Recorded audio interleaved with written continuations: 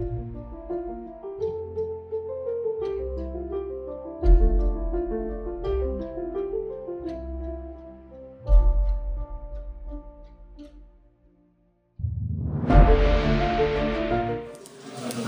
morning. I feel like this is intentional to take the good morning about that. Okay, so you're all welcome to my talk, and I would just like to ask, how many of you here belong to a tech community or let's say a local research? Just a few hands. Sure. So basically, I'm just going to share a little story of mine with you about my community back in Ghana. So, building a private Python community with a Python user group. My name is Kafui Alordo, and I'm a software developer and a developer advocate. Credex, a software company in Ghana. I'm currently the lead and then the organizer for Python user group. Also, DSF individual member. Quite recently, I have been given the opportunity to serve as the remote chair for PyCascade in Seattle, the Python conference over there, which I think rotates between Seattle. I've forgotten the extra 2 states, but yeah, that's where I am right now. And most importantly, I am involved in several other event organizing within the Python community. Having to do with Jammu Social Ghana, which started recently in Ghana. We held our first meetup as well in May. I'm also a member of the Black Python community, and we are working on our first local meetup in Ghana, coming somewhere in August. And where mostly my energy is being focused in the Python group, user group community. So,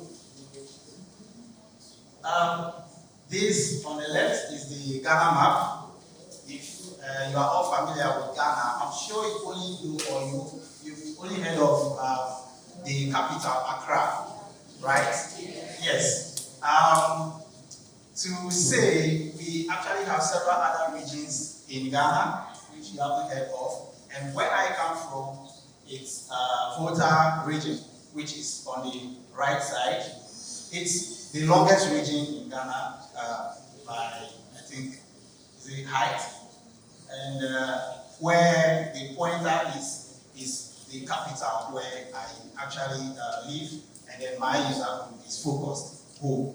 But quite recently, this region has been divided into 2 equal parts, and then the top 7 as the OT region, because I think between 2016 to 2020, we did a restructure in the company. We added more regions from 10 to 16. So this is me, very tiny, back in 2018, giving my first lightning talk at the first ever Python conference in Ghana. And back then, I did have something to share about the Python community whole. And now, standing in front of you, I think I still have something to share with you over here in Python Nigeria. And I think at the next conference, somewhere, I might have a picture of me replacing that one. So briefly, I just want us to look at the background of Python Go, how the underrepresentation of my community and coming from an underserved region impacted us negatively somehow, and then my personal journey as well within the community with focus on volunteering and then assuming a leadership role. The community transformation, because we did go through some bit of ups and downs, high and lows, and then what helped us to be able to stand tall. And most importantly, we will also look at the impact of the community and then how we are growing. So, what is Python Go? within the larger community of the Python community in Ghana, some of us came together, or we had the idea of decentralizing the activities of the larger Python community so that we can best serve the local communities within the various regions in the country, because we cannot have everything centralized in one part of the country and then expect everybody to be able to attend those events.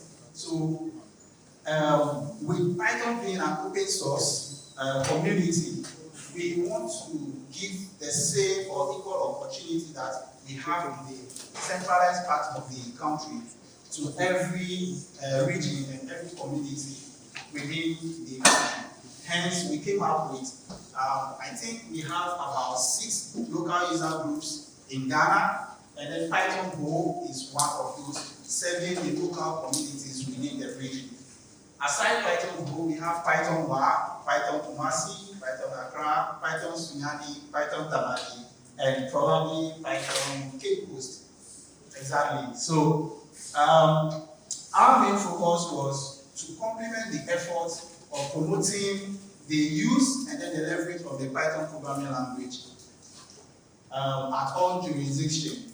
And then we've also tried to foster an active Python programming culture within the local community by promoting the appreciation and understanding of the programming language and its numerous applications. So here in 2018, before the Python conference in that same year, we held our first ever meetup, and I led a session as the lead and organizer for the Python Go user group. And if you see in the picture on the screen, that's if you can see, the theme for the meetup was taking the baby steps. So when we finally agreed that we want to localize the Python activities via the name user groups, we were thinking of the idea of what do we need to do, or what should we do as a first meetup experience. We didn't know what to do. Actually, we were brainstorming on a lot of stuff. So we decided, okay, this is a first meetup, so why don't we just do a little survey on, okay, how many people have much experience with the programming language Python, and if at all, how many people even have a background in programming. So we did a survey, and then we collected the feedback, and we just decided, okay, fine, let's do an introductory meetup, and then get to know each other as a meet and greet session, because it's the first time, and see how best we can all contribute our strength in building the community going forward. Hence, the topic, taking the baby steps in starting the community and as well in learning the Python coding language. It might interest you to know that during this meetup, we were just about 6 people in attendance, 5 persons including myself. And it was interesting. I was happy, though the number wasn't great, because even if it were just one person addition to me, that's quite enough, because it is not easy to get someone out of their comfort zone to come for an event. So how did the underrepresentation impacted us? I mentioned earlier on that my region is more or less an underserved region, with the sense that we lack visibility and recognition in the country Ghana, and which also affected us in a way. The reason being that we are not really developed when it comes to the tech ecosystem, and the tech sector, even as at now, it is still developing, thanks to the Python Go community that has placed the region on the map due to our several and consistent meetups that we have been organizing, and also the Jungle Girls workshops that we've been organizing. So more or less, we are the pace setters for the community, and everyone is currently riding on. So we did a lot back then, but because we were not that known, when we tried to reach out to friends, organizations, and institutions to partner with us in order to get members for our meetups during the next months that we were trying to organize, we didn't get the response that we were looking for. So it really affected us in a way. But we didn't give up. So what about my journey with the Python community home? So it started way back when I was in school, I think around 2016, 2017. And I was getting tired of the school system because it was just the same kind of routine each and every day. And I feel like I needed something to keep me going, to ginger me and keep me on my toes. So I was on the internet one time and then I saw Django Girls workshop in Go. And I was like, okay, let me volunteer my time. And as well, it is about traveling and I like traveling too. So I want to put my name there. So I filled the form, but I didn't know anything about Python then because back then in school, the Python programming language was not integrated in our curriculum. We were only learning, I think, C++, which still I find it very difficult to work around, even to now. So I filled the form as a volunteer coach, and I started asking, how do I start to coach? So I was there, and then I got an email that I've been selected among the number of coaches to coach at the workshop. And with the email attached was a manual, which is, I think, the Django Girls tutorial manual, and I was like, Alex, this is it. So I have a guide to start from. Then I went through the guide quickly. I tried to build the application on my own, the demo application on my own. I find my way around the whole stuff, and then I came to the workshop. So when I started coaching, I was like, when I was guiding my mentees and all that, they were all looking at me in dismay. They thought probably I was some killer coder somewhere, but they didn't know it was the same tutorial manual I read probably 2 weeks prior to the workshop, and I was smiling because I enjoyed the praise, and then oh, you are doing so well, I like the way you are teaching and all that. I said, okay, thank you, give it to me. Yeah, so basically, everything started through Django Girls. And then after the first experience, I realized that so this is what I needed to do. I like to volunteer my time, I like to give back to the community, and I like to help people also get to where I am. Then I filled the next form to coach, the next one from one region to the other, and I've been fortunate with the help of Django Girls. I've been to 8 regions out of 10 regions before we now have 16 regions. So I'm gearing up to finish the rest of the regions. So I've been able to mentor and coach over 10 Django Girls workshops in Ghana. I have co-organized and organized 5 Django Girls workshops and counting.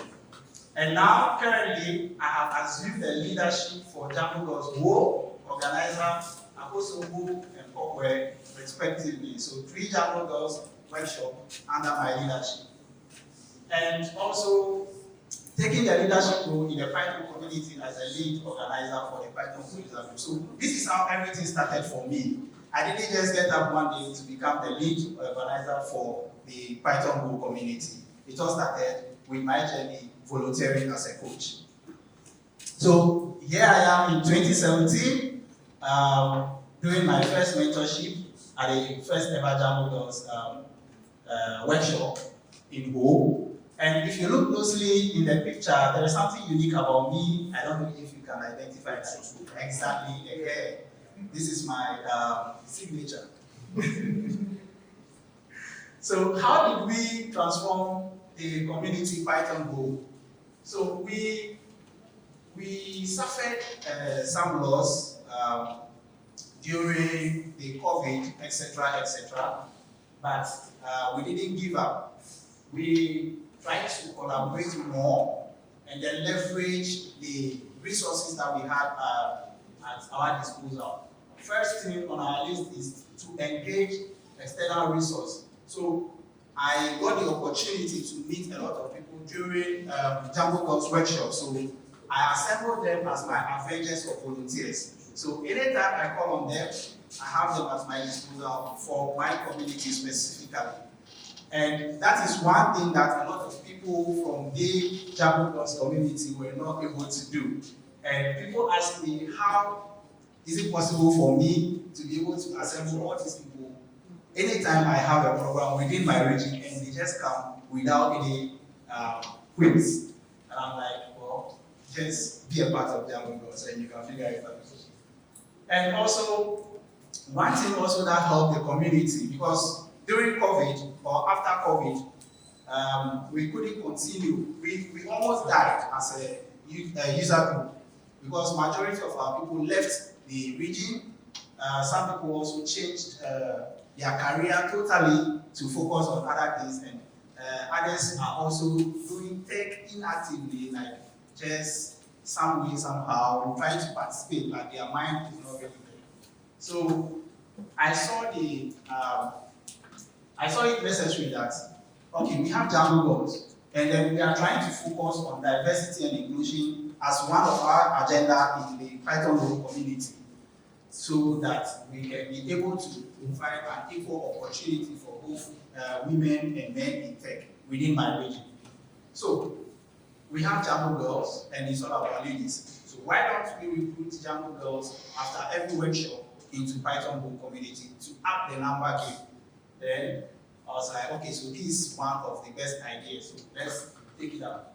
So we did a survey again, and then the ladies also confirmed that after the workshop, which is almost one day, or always one day, they don't have anything else to do. They don't know how to continue, they don't know how to keep moving, but they are willing to. And I'm like, oh, we have an opportunity for you. Come for our meetup, join the community, and you should be able to learn. And that was one of the tricks that we put in place to up the number within the community.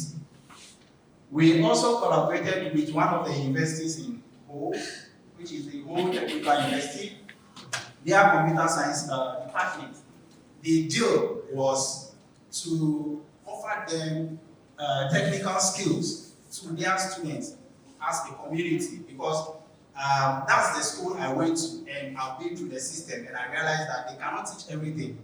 So we now running a community, and then we have the expertise, and I have my Avengers of volunteers. Why don't we offer you the technical skills, the expertise from our end, and then we get to use your department for free or maybe at a total discounted rate, so that we pay something little, then we can use your space to host our events and meetups and workshops. And as well, we get the students to join our community as a win-win situation, and they jump on it. And I was like, this is working.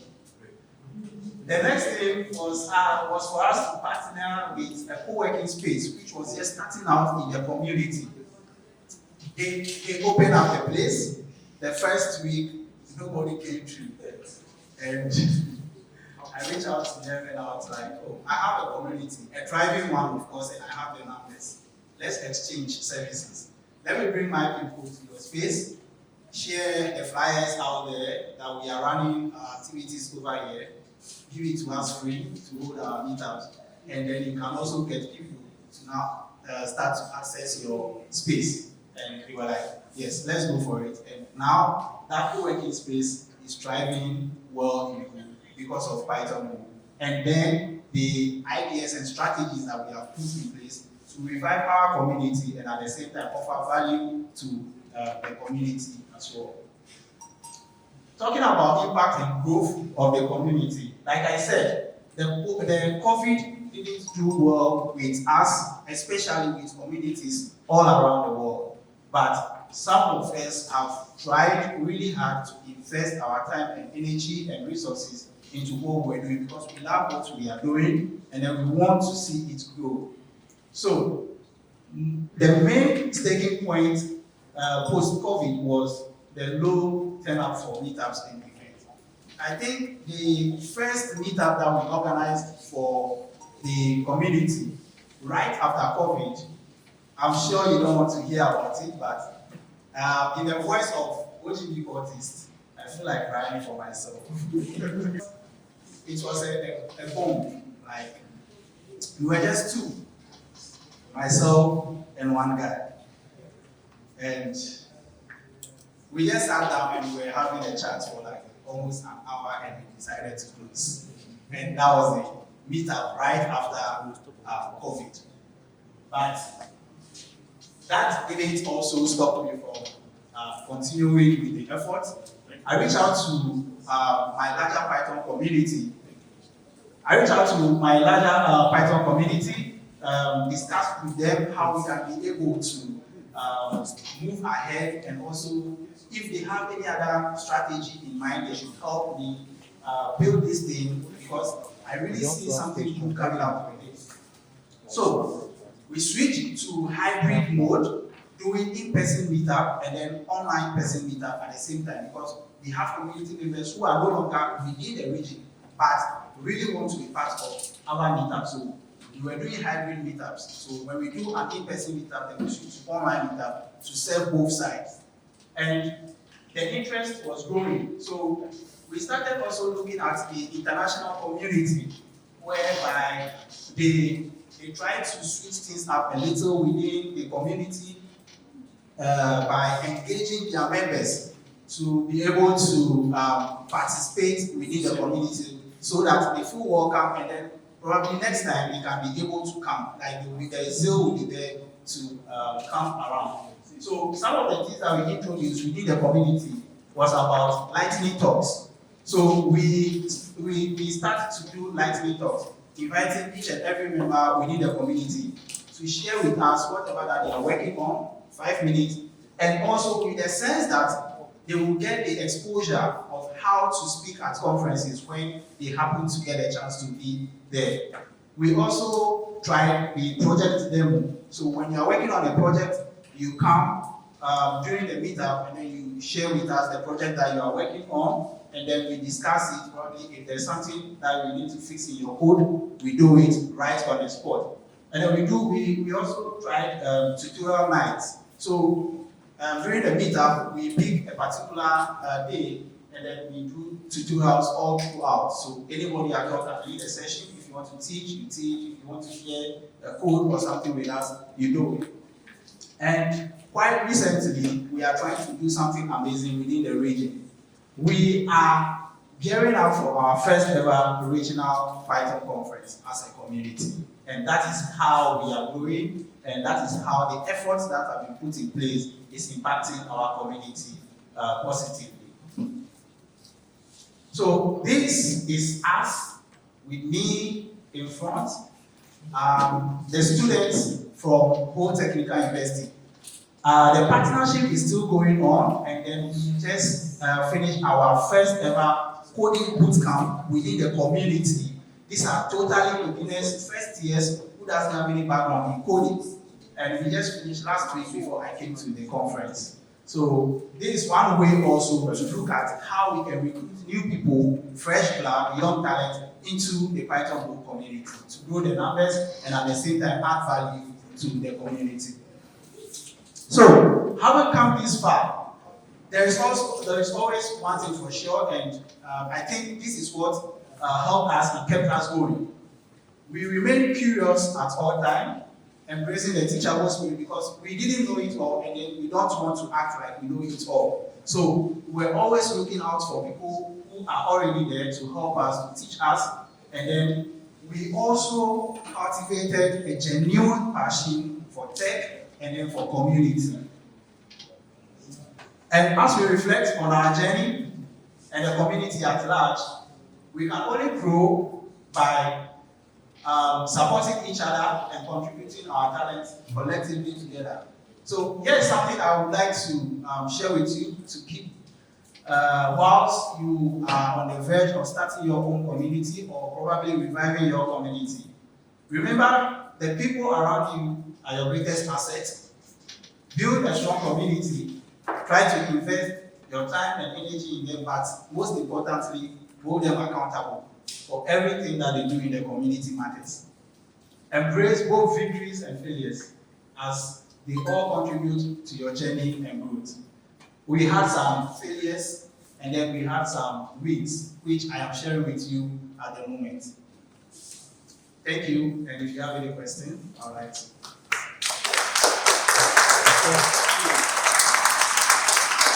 Thank you very much.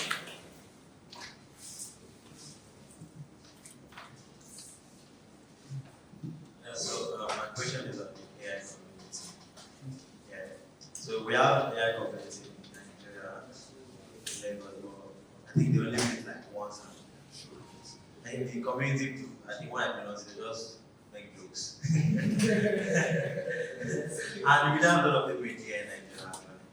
And my part, I have a community, I think 400 plus people. But my job doesn't allow me to. So I have this passion for building AI in Nigeria. I have community manager for AI and observation in Nigeria. Physical meetings in Lagos is very expensive. My life is very expensive.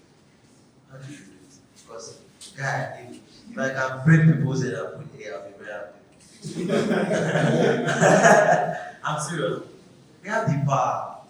We can change Nigeria. We can change it. AI is mad. Small thing you do is $1 billion company. Just add AI to change everything. So how can I do this? Because I love AI, I love people. I want to put it inside people's head. Okay, that's a brilliant question. But first, I'll start with, do you have a co-organizer? Like, do you have a co-organizer or someone supporting you? No, but I do online events and we have a lot of people. Okay, so first thing, Online is good to go physical, you know. okay, so first advice I'll give you is please try and find someone who is also having the same passion and energy as you have to support you as your co-organizer. So, Second, sorry. Anyone give up? We all give up money in Nigeria. Am I lying? No. Yes. So I held a bootcamp. Yeah, a lot of people are there, but people were not criticizing me. Why do you bootcamp for free? It's a full computer mission from scratch to finish. So they're like, you need to charge money. So anyone that wants to organize with me is looking apart from they're looking for ways to extract money from the people I want to impact. So that's the issue we have here. We need money. I understand everyone needs money, but still there are some individuals who still have a passion for community, and that is why we are all here. So right after here, try and find someone from this conference to start the journey with. And also, we talk about venue. Yes, we were paying for our venue spaces where we hold our meetups and workshops. But look at the strategy I put in place in exchange for free space. You get the concept. So try to find a venue, give them something valuable in return to be able to get a space for free. You can start within, let's say, a university community.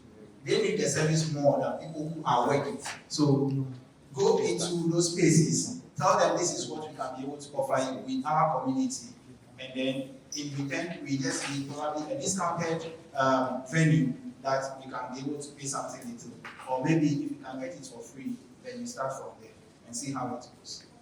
Thank you very much. Thank you very much. Thank you for.